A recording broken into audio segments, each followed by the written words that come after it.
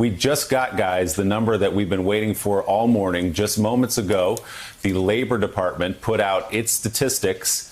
A jaw-dropping 3,283,000 jobless claims were filed last week. 3,283,000 jobless claims. That number dwarfs any other week on record. Joining us now, former Treasury official and Morning Joe economic analyst Steve Rattner. Steve, this falls somewhere within expectations here. 3.283 million. Put that into some kind of a context, if you can.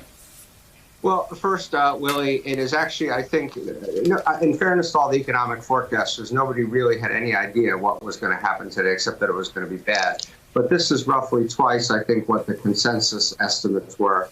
It's also vastly higher than anything we've ever seen before. The highest I think we've seen in history was 695,000 back in 1982. The highest we saw during the Great Recession was 665,000. And this may well only be the beginning. This is the first week where we've had data from people most recently getting out of work, but those numbers are obviously going to climb, and we are headed for very, very significant unemployment. I think that you'll see forecasts revised after these numbers get processed. I will be shocked if every mainstream forecaster is now not expecting unemployment well into the double digits. A week or so ago, James Bullard, the president of the St. Louis Federal Reserve Bank, said that he thought unemployment could get as high as 30%. That would put it higher than the Great Depression.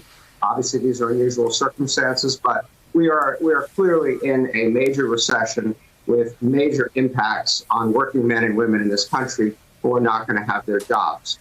Thanks for checking out MSNBC on YouTube, and make sure you subscribe to stay up to date on the day's biggest stories. And you can click on any of the videos around us to watch more from Morning Joe and MSNBC. Thanks so much for watching.